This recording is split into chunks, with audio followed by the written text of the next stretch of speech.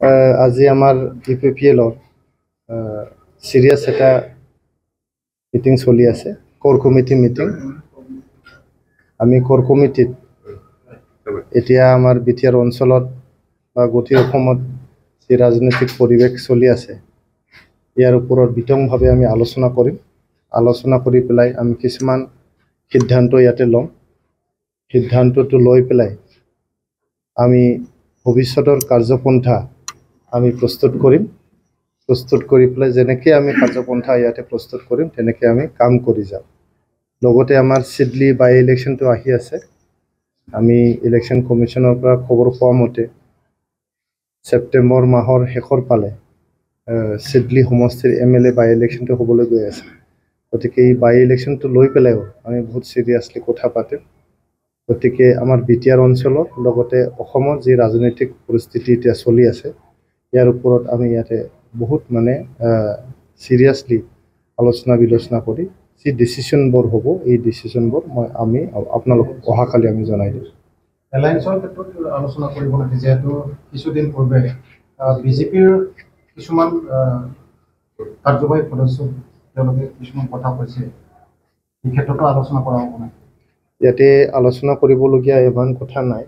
আমাৰ alliance BJP আৰু UPPL-ৰ BTR চৰকাৰত চলি আছে। এইটো 2025 চনলৈকে আমাৰ যে এলায়েন্স বিজেপি আৰু UPPL-ৰ এলায়েন্স বিটিআৰ চৰকাৰ যে চলি আছে, এইটো আমাৰ চলি থাকিব। অসমত যে চৰকাৰ আমাৰ NDA চৰকাৰ চলি আছে, বিজেপি AGP আৰু UPPL-ৰ দিছপুৰৰ যে চৰকাৰ, এই চৰকাৰত আমাৰ UPPL-ৰ পূৰ্ণ সমৰ্থন 2026 চনলৈকে আমাৰ থাকিব। দিল্লীতো যে NDA চৰকাৰ চলি আছে, আমাৰ যিখিনি 2জন MP আছে, তেখেতসকলে ধুনীয়াকৈ যে NDA চৰকাৰ চলি আছে, এই NDA চৰকাৰক সমৰ্থন কৰি তেখেতসকলে কাম কৰি যাব। তো গতিকে চৰকাৰৰ এলায়েন্সৰ ক্ষেত্ৰত ইয়াতে প্ৰশ্ন নাই।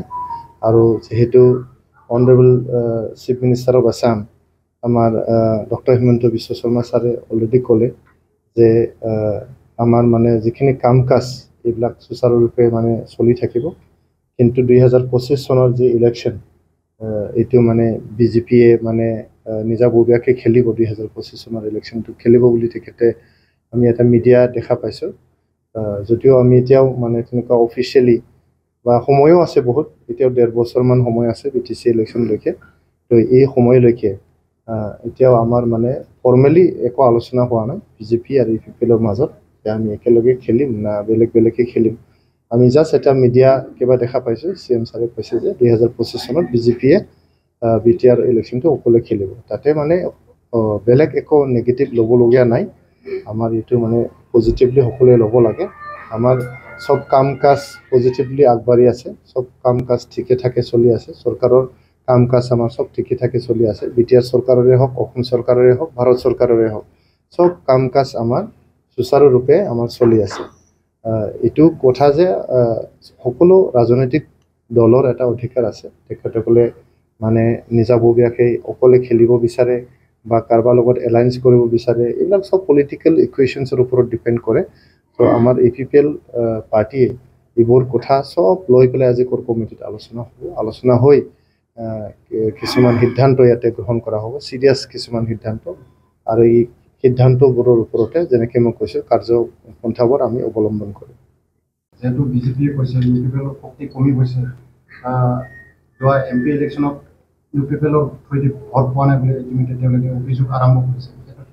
নাই, এইটো তেখেতসকলৰ নেতৃত্বই কোৱা নাই, কিছুমান তেখেতসকলৰ কৰ্মী এইটো কৈছে। নিজৰ দলটো শক্তিশালী কৰিবলৈ সকলোৰে কিবা এটা কোৱাৰ অধিকাৰটো আছে। কিন্তু আমি অফিচিয়েলি বা আমাৰ যিখিনি নেতৃত্ব আছে, আমাৰ বিজেপি দলৰ নেতৃত্ব আছে, আমাৰ ভাল সম্পৰ্ক, আমাৰ আলোচনা বিলোচনা চলি আছে। আমি সকলোৱে তেখেতসকল সদায় আমি লগ কৰি আছোঁ, আলোচনা বিলোচনা কৰি আছোঁ। এইটো সকলোৱে জানে। হয়, আমি ধন্যবাদ দিব লাগিব ভাৰতীয় জনতা পাৰ্টি দলক যে আমাক যোৱাবাৰৰ যে MP ইলেকশ্যন, তাতে আমাক বহুত সহায় কৰিছে। আমি তেখেতসকলক ধন্যবাদ দিছোঁ। স্পেচিয়েলি আমাৰ অসমৰ মাননীয় মুখ্যমন্ত্ৰী ডক্টৰ হিমন্ত বিশ্ব শৰ্মা ছাৰক আমি ধন্যবাদ দিছোঁ। তেখেতে নিজে আমাৰ কোকৰাঝাৰ লোকসভা সমষ্টিৰ যিমান MLA সমষ্টি আছে, তাতে ডাঙৰকৈ পাব্লিক ৰেলী পাতিছে তেখেতে সৰু সৰু মিটিঙো পাতিছে, ইণ্ডিভিজুৱেলিও লগ কৰিছে, বহুত কষ্ট কৰিছে তেখেতে। আৰু তেখেতৰ বাদেও বহুত MLA মন্ত্ৰী বা BJP দলৰ নেতা কৰ্মীসকল আমাক সহায় কৰি পেলাই আমাক জিকাই দিছে তদ্ৰুপ আমি UPPL দলে দৰং ওদালগুৰি সমষ্টিত চুকে কোণে গাঁৱে ভূঞে নগৰে চহৰে আমি কাম কৰি পেলাই BJP দলৰ পাৰ্টিক জিকাইছোঁ খালি দৰং ওদালগুৰি বুলি নহয় গোটেই অসমৰ যিমান সমষ্টি আছে তাতে আমি ভাৰতীয় জনতা পাৰ্টি আৰু অসম গণ পৰিষদৰ যে প্ৰাৰ্থী তেখেতসকলক আমি যিমান পাৰোঁ আমাৰ যিখিনি কেপাচিটি আছে আমি এটা সৰু দল হয় আমি এটা সাব ৰিজনেল পাৰ্টি হয় আমাৰ যিখিনি শক্তি আছে সেইখিনি শক্তি প্ৰয়োগ কৰি পেলাই আমি তেখেতসকলক সহায় কৰিছিলোঁ আৰু তেনেকেই আমি অসমত ভাল এটা ফলাফল পাবলৈ সক্ষম হৈছোঁ গতিকে এজন দুজন কোনোবা যদি তেনেকৈ ষ্ট্ৰে কমেণ্টছ মাৰিছে ছাইডত এইটো আমি ক'বলৈ নাযাওঁ আৰু এইটো আমি কোনো চিৰিয়াছলি লোৱা নাই